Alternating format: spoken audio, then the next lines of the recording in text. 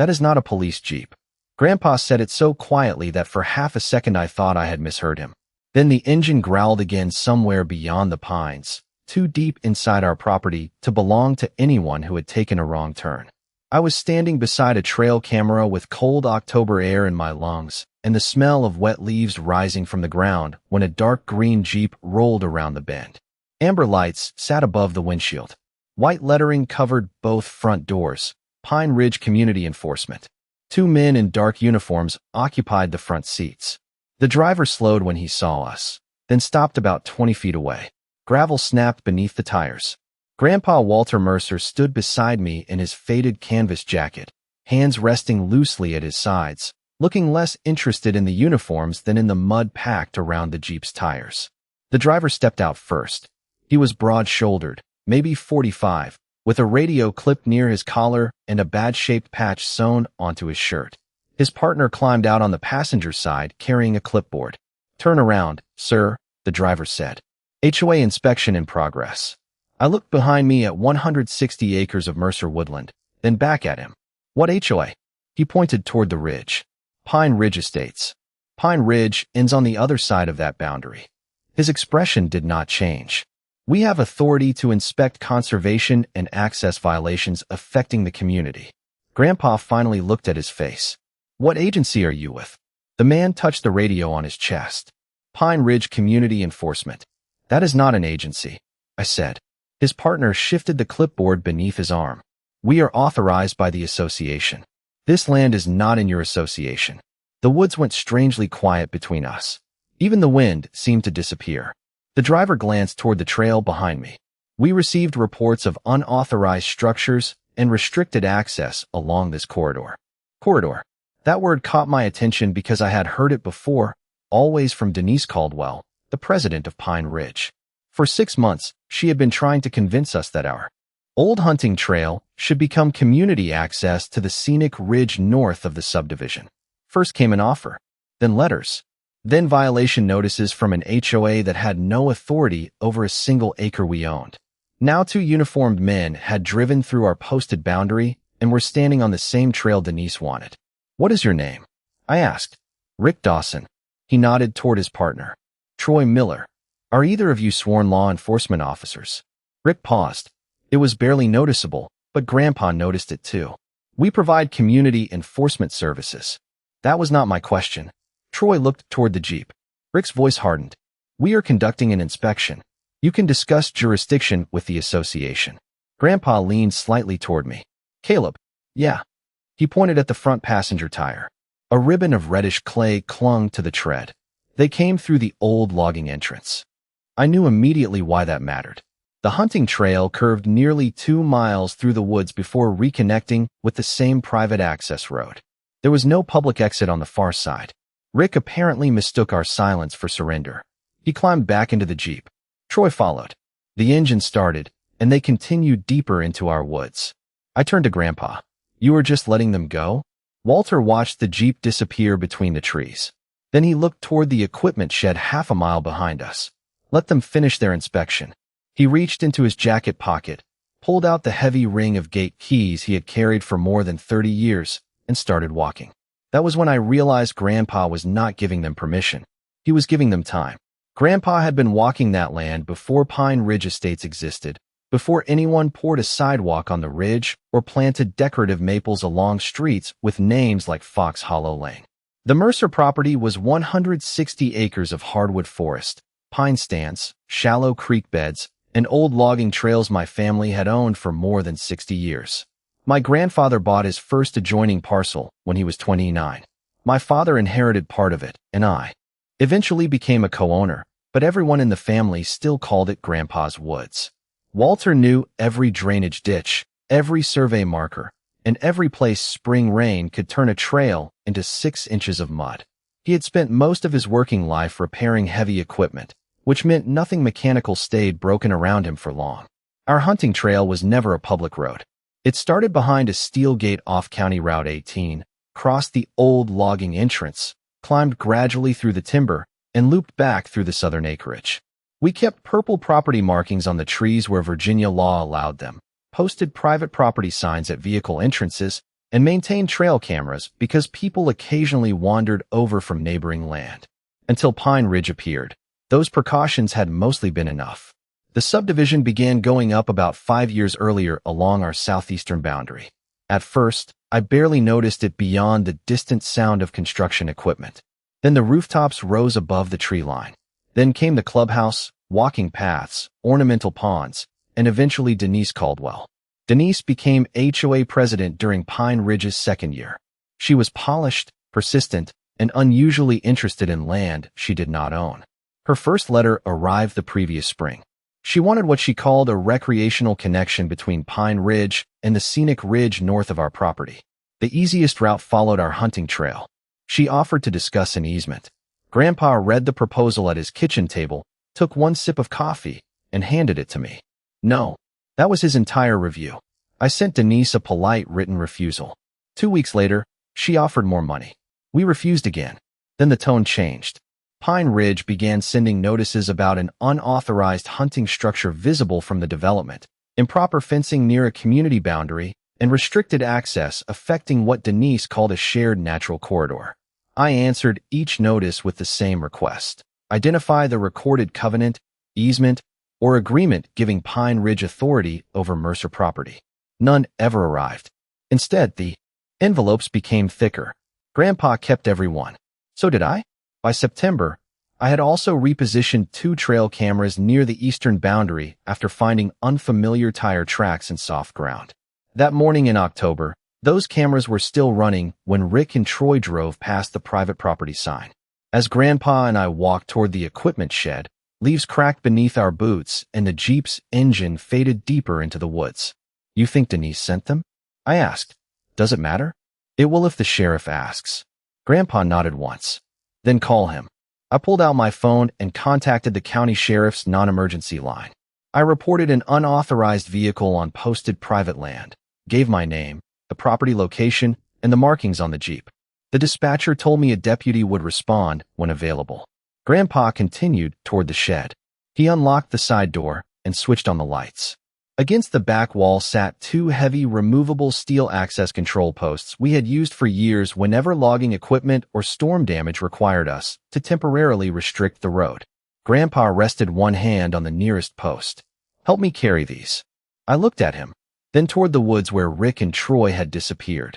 Suddenly the old logging entrance, the gate keys, and the trail cameras all felt like pieces of the same answer. The steel posts were not new, and they were not hidden. Grandpa had installed the receiving sleeves beside the old logging entrance almost 12 years earlier after a timber contractor asked for a way to control vehicle traffic without permanently closing the road. Each post was thick, waist-high, painted faded yellow, and heavy enough that I needed both hands to carry it comfortably. We loaded them into the bed of Grandpa's pickup and drove slowly toward the entrance while dry leaves fluttered behind us. The farther we went, the clearer the Jeep tracks became. Rick and Troy had passed the posted boundary, crossed a shallow drainage dip, and continued nearly a mile into private timber. Grandpa stopped once beside a pine where one of our cameras was strapped about 10 feet above the ground. A small green light blinked. Beneath the housing. Still recording? I said. Good. That was all he gave me. At the logging entrance, the steel sleeves were visible beside the gravel track, capped with removable covers to keep dirt out. Grandpa cleaned them with an old brush from the toolbox. We set the posts into place and secured the locking pins. Nothing sharp touched the road. Nothing was buried beneath the gravel. Nothing could damage a tire. The posts simply narrowed the vehicle opening to 0, exactly as they had been designed to do. A pedestrian could walk around them without difficulty, and we could remove them with the keys whenever lawful vehicle access was needed. Grandpa checked both locks, then stepped back. Now we wait. I looked toward the trail. They are going to say we trapped them. They drove past a private property sign. That will not stop them from saying it. Grandpa shrugged. Camera does not care what they say. 20 minutes passed. The woods smelled like pine needles and damp bark. Somewhere across the creek, a woodpecker hammered against a dead tree. Then my phone buzzed. It was a notification from the Northern Trail camera. I opened the image. The Jeep was parked near one of our old hunting clearings. Rick stood beside a wooden platform taking photographs while Troy appeared to be writing on his clipboard. Another image arrived 30 seconds later. Then another. They were documenting our property as though it belonged on an HOA inspection report. I saved every file. They are taking pictures of the hunting stand, I said. Grandpa stared down the road. Let them. You really are enjoying this. No. He rubbed his thumb across one of the old gate keys. I am waiting for them to explain it. The first sound of the returning Jeep reached us about 15 minutes later. Engine noise moved through the timber, disappeared behind a ridge, then grew louder. I started recording on my phone before the vehicle came into view. The Jeep rounded the final bend and slowed abruptly. Rick stopped about 30 feet from the steel posts. For several seconds, nobody moved. Then his door opened. He stepped out, stared at the barrier, and threw both hands into the air. What did you put in the road? Grandpa remained beside the pickup. Access posts. Rick walked closer but stopped several feet away. You cannot trap an enforcement vehicle on an active inspection. I looked at the Jeep. Its tires were perfectly intact. Nothing happened to your vehicle. Troy climbed out and pointed toward the posts. Those were not there when we entered. Grandpa nodded. Correct. Rick's face tightened. Remove them. Walter tilted his head slightly. Show me the authority that put you on this land, and we can start there. Rick reached for his radio, but before he pressed the button, another engine became audible from County Route 18. This one did not have amber lights. A marked county sheriff's vehicle turned onto the gravel approach, and for the first time that morning, Rick stopped calling himself enforcement. The deputy parked behind Grandpa's pickup and stepped out into the cold morning air, taking in the scene before saying anything. His nameplate read Deputy Harris. He looked first at the steel posts, then at the Jeep, then at Rick and Troy in their dark uniforms. Who called? He asked. I raised my hand. Caleb Mercer. I reported an unauthorized vehicle on private property. Rick immediately stepped forward. Officer, we are conducting an authorized HOA inspection and the property owners blocked our exit after we entered. Deputy Harris looked at the lettering on the Jeep. Pine Ridge Community Enforcement. Correct. Are you employed by the county? Rick hesitated. We contract with Pine Ridge Estates. Are you sworn law enforcement? The pause lasted longer this time. No. Harris turned toward Troy. You? Troy shook his head. Private security. Grandpa said nothing. He simply stood beside the access posts with the keys in his hand. Harris asked me whether the road was public. I told him it was entirely inside Mercer property and showed him the posted sign at the entrance. Then I pulled up the county parcel map on my phone. Rick interrupted before Harris finished looking. The association has inspection rights because this corridor affects community access. Harris glanced at him. Do you have an easement? Rick looked at Troy. Troy opened his clipboard and searched through several pages. The HOA has asserted access rights. That is not what I asked. I almost smiled because those were nearly the same words I had used earlier. Then another vehicle turned onto the approach, a silver luxury sport utility vehicle moving much faster than Grandpa ever drove that gravel road. It stopped behind the sheriff's cruiser. Denise Caldwell stepped out wearing a cream coat, dark slacks, and the expression of someone arriving to correct an inconvenience. Deputy, thank goodness, she said. These men are working for Pine Ridge. The Mercers have deliberately obstructed an authorized inspection. Harris turned toward her. You are Denise Caldwell, president of the Pine Ridge Estates Homeowners Association. Does your association own this road? Her answer came too quickly. It impacts our community. That was not the question, I said. Denise looked at me sharply. Caleb, we have discussed this corridor repeatedly. Your refusal to cooperate does not erase the association's responsibility to protect resident access. Grandpa finally spoke. Access to what? Denise pointed north through the trees. The ridge. Your subdivision does not touch the ridge, which is exactly why access is necessary. There it was. Not conservation. Not fencing. Not an inspection. Access. I felt my phone recording in my hand and kept it pointed toward the ground so I would not turn the moment into theater. Deputy Harris asked Denise for documentation showing a recorded easement across our land. She opened her handbag, removed a folder, and handed him a letter printed on Pine Ridge stationery. Harris read the first page, then the second. This appears to be a notice from your association. It establishes our position. It establishes what you are claiming. I am asking what gives you the legal right to enter. Denise's jaw tightened. Behind her, Rick suddenly became fascinated with the gravel. I opened the trail camera application and showed Harris the photographs from earlier that morning. The Jeep passing the private property marker, driving nearly a mile into our woods, and stopping beside the hunting clearing.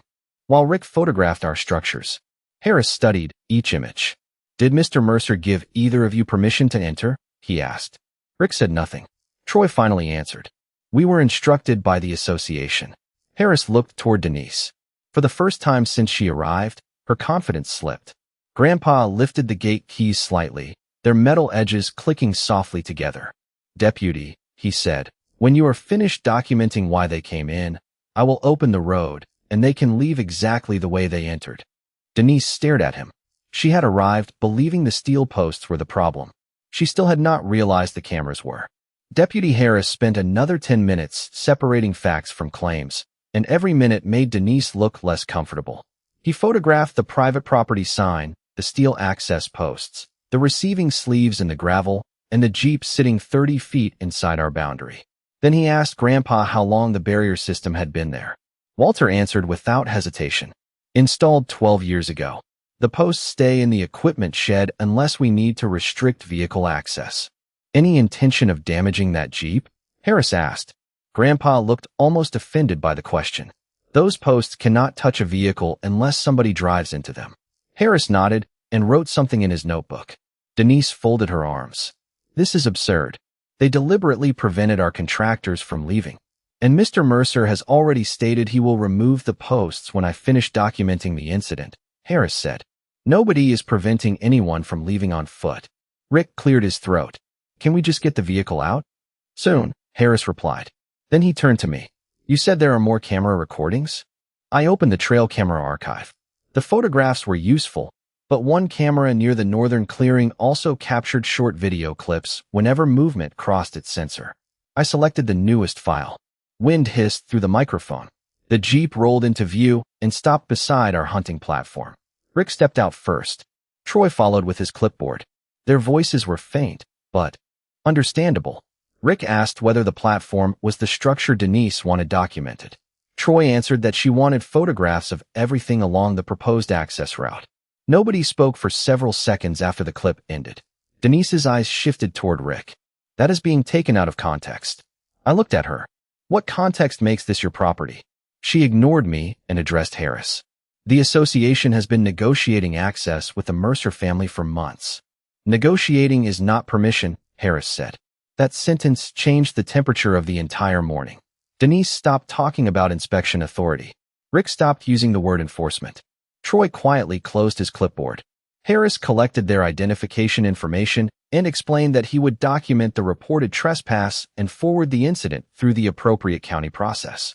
He did not make dramatic threats or turn the roadside into a courtroom. He simply established who owned the land, who had entered it, and what permission existed. The answer to the last question was none. When he finished, Grandpa unlocked the first steel post. The pin came free with a metallic click. We lifted both posts from their sleeves and carried them to the shoulder. Rick drove the Jeep through slowly, avoiding everyone's eyes. Denise started toward her sport utility vehicle, but I called her name. She stopped. "You should tell your board what happened before the sheriff's report does." Her expression hardened. "My board understands exactly what I am doing." Grandpa slid the locking pin back into one of the empty sleeves for storage. "You sure about that?" Denise left without answering. That afternoon, I downloaded every photograph and video from our cameras, copied the HOA letters into chronological order, and scanned the original easement proposal Denise had sent months earlier. Then I noticed something I had overlooked. The earliest proposal called our trail the preferred route. A later violation letter called it a shared corridor. The newest internal-looking map Rick had accidentally left visible beneath his clipboard called it something else entirely. Proposed community. Connector. 3 names for the same strip of land, and not one of them said recorded easement. I thought that was the important discovery. Grandpa studied the documents at his kitchen table and tapped Denise's original proposal with one finger. "No," he said. "Look at the date." I did. Then I compared it with the first violation notice. Only 11 days separated them. Grandpa leaned back in his chair. She did not start enforcing rules and then discover she wanted our road. He looked at me over his reading glasses. She wanted our road first. The rules came after we said no. The next morning, the kitchen smelled like black coffee, cedar smoke, and printer paper warmed by Grandpa's old laser printer. I spread everything across the table in date order. Denise's first easement proposal sat on the left. 11 days later came the first so-called violation notice. 6 days after that came another. Then a letter demanding removal of a hunting platform that had stood on Mercer land for 14 years. The pattern was too clean to ignore. I called a local property attorney named Sarah Mitchell and sent her copies of the deed, county parcel map, survey, HOA correspondence, photographs, and Deputy Harris's incident information. She called me back before lunch. "Do not argue with Pine Ridge anymore," she said. "Preserve everything. Let them put their position in writing." That suited Grandpa perfectly. Denise, unfortunately, seemed determined to do exactly that. At 2:17 that afternoon, an email arrived from Pine Ridge demanding that we provide association representatives with future access for what it described as environmental and community impact inspections. Sarah drafted a response asking Denise to identify the recorded instrument granting Pine Ridge any inspection right over Mercer property. By 5 o'clock, Pine Ridge's attorney replied, but he did not provide one. Instead, he referred vaguely to community interests, boundary impacts, and ongoing discussions concerning access. Grandpa read the email once. "That is a lot of words for no." 2 days later, Deputy Harris called. He said his report documented that Rick and Troy were private security contractors, not sworn officers, and that their vehicle had entered posted Mercer property without permission from us. The county would handle the trespass complaint through its normal process. There was no dramatic roadside punishment, and I did not need one. The written record mattered more. Then Sarah found something better. She requested planning documents connected to Pine Ridge's original development approvals. On the 4th business day, the county sent a digital file containing maps, engineering notes, and transportation comments dating back several years. I opened the largest map on my laptop and zoomed toward the northern edge of the subdivision. There was our property, clearly labeled outside Pine Ridge. The proposed connector toward the ridge appeared in dashed ink across our eastern acreage. But another dashed line curved west, followed land already controlled by the development, and reached a county road without crossing a single foot of Mercer property. I stared at it. "Grandpa." Walter came over, adjusted his glasses, and studied the screen. They had another route. Apparently from the beginning. The western route was longer and required additional grading, but the planning notes described it as feasible. One comment even explained that the eastern route depended upon acquisition of private access rights. Acquisition, not existing rights. I forwarded everything to Sarah. She called 20 minutes later. "Caleb, this matters." Their own development file recognizes they needed permission. That evening, another email arrived, but this one was not from Denise. It came from Pine Ridge board member Thomas Reed. He said he had learned about the sheriff's visit and wanted to understand why private security had been sent onto neighboring property. He also asked a question that made me sit upright. "Was the board told you had already granted access?" I read it twice. Grandpa watched my face. "What?" I turned the laptop toward him. Walter read the message slowly, then looked toward the stack of letters on the table. "There it is." "What?" The part she did not expect. He tapped the screen. She was not only telling us the HOA had authority. His finger moved to Thomas Reed's message. She may have been telling the HOA that we gave it to them.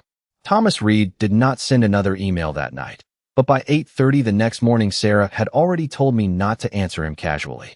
If the board is investigating its own president, give them documents, not theories, she said. So that was exactly what I did.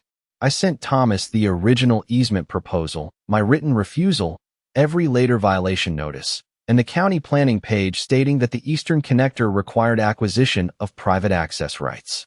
I also included the timestamped trail camera images and Deputy Harris's incident number. I did not accuse Denise of anything. I did not need to. At 11:46, Thomas replied with 4 words that changed the entire dispute. We were told differently. That afternoon, Pine Ridge scheduled an emergency board meeting for Friday evening. Sarah attended with me. Grandpa came too, although he refused to sit at the conference table. He chose a chair against the back wall, folded his hands over the top of his cane, and watched. Denise sat at the head of the table in a navy blazer, with the association attorney beside her. She looked composed until Thomas placed a printed map in front of every board member. "This came from the county development file," he said. "Why were we never shown the western route?" Denise glanced at the attorney. "Because it was financially impractical. That is not what the engineering notes say." Another board member, Linda Parker, opened a folder. "We were also told the Mercer family had historically allowed community access."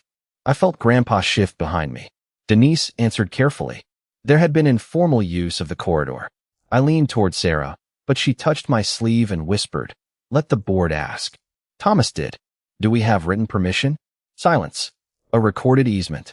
Denise looked down at her papers. "Not recorded, no." "Any agreement signed by Caleb Mercer or Walter Mercer?" The room became so quiet I could hear the ventilation fan above us. "Not a formal agreement." Thomas turned toward me. "Mr. Mercer, did your family ever authorize Pine Ridge residents or contractors to use that trail?" "No." I slid our refusal letter across the table. "We were asked. We declined." Linda compared the date with another document. Her expression changed. The first enforcement notice went out 11 days later. Denise straightened. Those issues were separate. That was when the association attorney finally spoke. "Denise, who authorized the security inspection?" She looked toward him. "I did, under my authority as president." "Was there a board vote?" "Operational matters do not require a vote." Thomas opened another packet. "The security company invoice says property access documentation for proposed connector. That does not sound like routine enforcement." Denise's confidence finally cracked. She began explaining community benefit, rising development costs, and the importance of securing ridge access before winter planning deadlines. Every sentence moved farther away from the original claim that Rick and Troy had been investigating violations. Grandpa never interrupted. He simply watched the same way he had watched the Jeep tracks that morning. Then Thomas played the trail camera clip. Rick's recorded voice filled the meeting room, asking whether the hunting platform was the structure Denise wanted documented. Troy's answer followed, mentioning photographs along the proposed access route. Denise closed her eyes for half a second. Thomas stopped the video. "So this was not an inspection of an existing HOA right," he said. "This was an attempt to build a case for a right we did not have." Nobody answered. Grandpa rose slowly from his chair and picked up his coat. As we walked toward the door, Denise called my name. I turned. She looked exhausted now, not powerful. "This could have been handled privately." Grandpa opened the door before I could respond. "It was private," he said, "until you drove onto it." By Saturday morning, Pine Ridge had stopped calling our trail a shared corridor. Sarah forwarded me a short letter from the association attorney confirming that no representative, contractor, or security employee was authorized to enter Mercer property without our express permission. The wording was careful, almost painfully careful, but the meaning was simple. The imaginary authority Denise had spent months building disappeared in one page. The board also suspended further work on the eastern connector while it reviewed the western route. Grandpa read the letter at his kitchen table, folded it once, and placed it beside his coffee. "Keep it. That is your reaction?" Paper lasts longer than satisfaction. The internal review continued for another week. Thomas kept communication formal, which Sarah appreciated. Security invoices showed Pine Ridge had paid Rick and Troy to document conditions along the proposed connector. Meeting records showed the board had discussed negotiating access, but I could find nothing showing that anyone had authorized Denise to treat negotiations as enforcement jurisdiction. Then came the detail that closed the circle. An engineering memorandum from nearly 3 years earlier estimated the western route would cost more because of grading and drainage work, but it specifically described that route as available without acquiring rights across Mercer land. Denise had known there was another option. Our trail was simply cheaper. That explained the pressure, the notices, and the strange transformation of a rejected easement request into supposed community enforcement. On Monday evening, Pine Ridge held another board meeting. Sarah advised me that we did not need to attend, so Grandpa and I stayed home. At 7:23, Thomas emailed the result. Denise had been removed as HOA president by board vote pending completion of the association's internal review. The board had also directed council to withdraw every outstanding notice concerning Mercer property and instructed its security contractor that our boundary was outside Pine Ridge jurisdiction. I read the message aloud. Grandpa was cleaning an old gate hinge at the workbench in his garage. He kept brushing rust from the metal. "Anything about the road?" he asked. "They are evaluating the western route." "Good. You do realize she just lost the presidency?" He set down the wire brush. "Caleb, I wanted them off our land. I did not need her life ruined." That was Grandpa. He never confused accountability with spectacle. 2 days later, Deputy Harris called with an update on the trespass complaint. The incident had been documented and handled through the county's normal process, with clear notice that Rick, Troy, and their employer had no permission to return. There were no flashing headlines, no dramatic courthouse scene, and no satisfying television moment where everyone suddenly admitted we had been right. Reality was quieter. The Jeep never came back. The letters stopped. The Eastern Trail stayed empty. That Friday, Grandpa and I walked the property just before sunset. Orange light filtered through bare branches, and our boots pressed into leaves still damp from morning rain. When we reached the old logging entrance, the steel posts were back in the equipment shed. The original gate stood closed across the road with a new private property sign attached to the center. Grandpa checked the padlock and handed me the keys. "Your turn." "For what?" "Keeping track of them." The keys felt heavier than they should have. Behind us, somewhere beyond the trees, construction equipment rumbled near Pine Ridge. I could not see it yet, but I knew what they were working on. The western route. The expensive route. The route that had always been theirs to build. Grandpa looked toward the sound and smiled slightly. "Funny thing about shortcuts," he said. "They get expensive when they cross somebody else's property." 3 weeks later, the first survey flags appeared beyond the western edge of Pine Ridge. I saw them from the ridge one cold Saturday morning while Grandpa and I checked the trail cameras. Bright orange markers curved through land controlled by the development, nowhere near our boundary. The association had approved the longer route. It required additional grading, drainage work, and several hundred more feet of road, but it did not require 1 inch of Mercer property. That mattered more to me than what it cost them. Our hunting trail looked exactly as it had before the Jeep arrived. Wet oak leaves covered the ground. Deer tracks crossed the soft clay near the creek. The wooden hunting platform still stood where Grandpa and my father had built it. Years earlier, no inspectors came to photograph it. No violation letters waited in my mailbox. No one wearing a bad-shaped patch appeared to explain rules that did not apply to us. Pine Ridge eventually sent one final document through Sarah. The association formally acknowledged that Mercer property was outside its governing boundaries, that it held no recorded easement across our trail, and that future access would require our express permission. I put that letter in the same fireproof box where Grandpa kept the deed and survey. The trail camera files went onto 2 backup drives. Grandpa approved of that more than he admitted. Denise never contacted us again. I heard she remained a Pine Ridge homeowner, just without the president's title. Rick and Troy did not return either.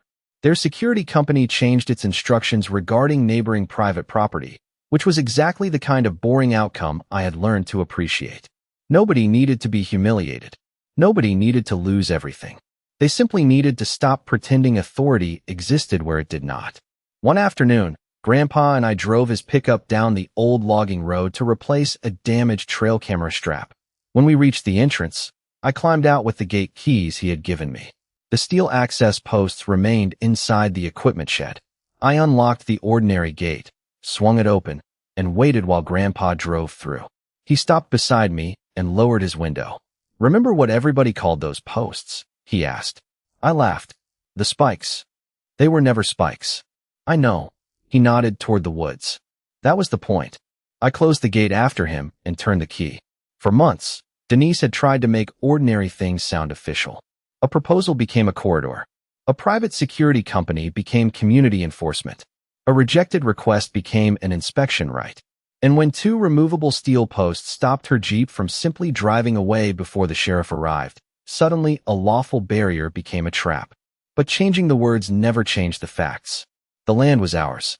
The trail was ours. The gate was ours. The cameras recorded exactly what happened. Grandpa had understood that before I did. His real counterattack was never blocking a Jeep. He gave those men time to drive past every sign, photograph property they had no authority to inspect, and explain their purpose where our cameras could preserve it. Then he waited for the truth to catch up with them. I looked through the trees toward the distant construction noise from Pine Ridge's new western route. Grandpa shifted the truck into gear and smiled. Ready? I opened the passenger door. Ready. The truck rolled deeper into our woods, and behind us the gate stayed exactly where it had always belonged.